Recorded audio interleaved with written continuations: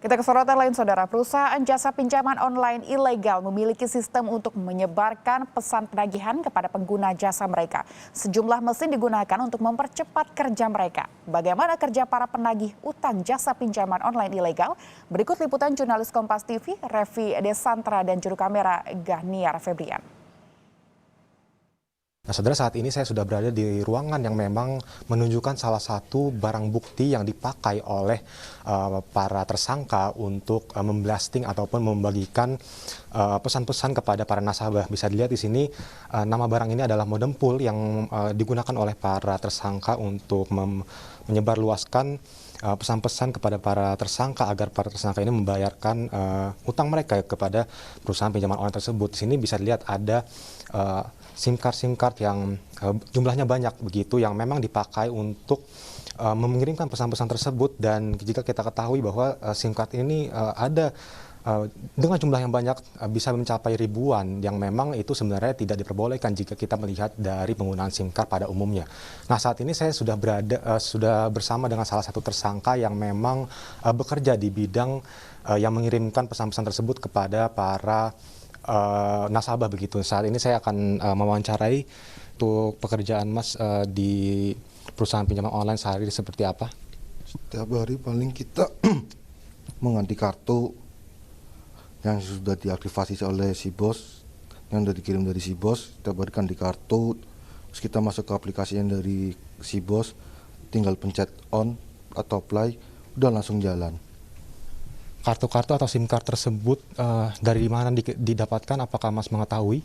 Saya tidak tahu, itu dikirim dari atasan. Dan jadi tugas Mas adalah untuk mengirimkan pesan-pesan tersebut kepada para nasabah, betul? Betul.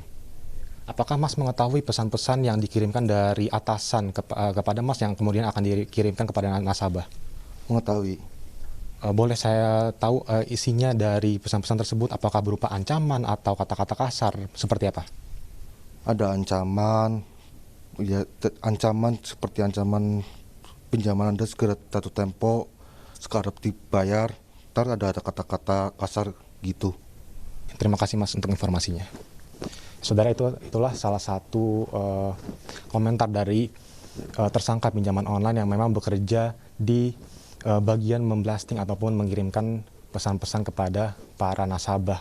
Seperti yang sudah kita ketahui, memang saat ini kasus pinjaman online ilegal ini masih terus diselidiki dan juga ditangani oleh para pihak kepolisian, dan masih banyak pelaku-pelaku daripada pinjaman online ilegal ini yang menjadi tersangka dan kemudian ke depannya ditangkap begitu dan ditindaklanjuti lebih lanjut lagi.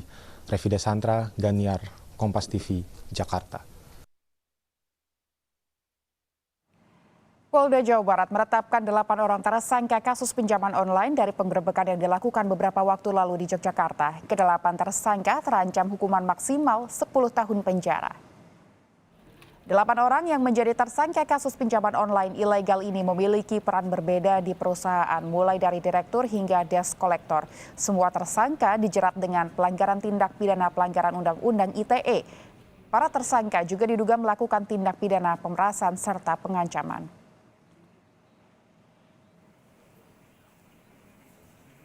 Sengaja kita sampaikan baru sekarang ini karena kita mau mengungkapkan sampai ke akar-akarnya, sampai ke fundernya, penemunya, ya, sampai yang membiayakan, sehingga 8 orang sudah berhasil kita ungkapkan, ya, dengan mempunyai tugas masing-masing. Jadi rekan-rekan, ini merupakan perusahaan yang sistematis, ya, mereka ada struktur organisasinya, ya. Dan mereka mempunyai perusahaan tersebut yang dimunculkan adalah perusahaan yang sudah terdaftar di OJK.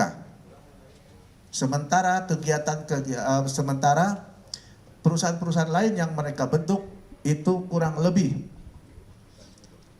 aplikasinya sebanyak 23.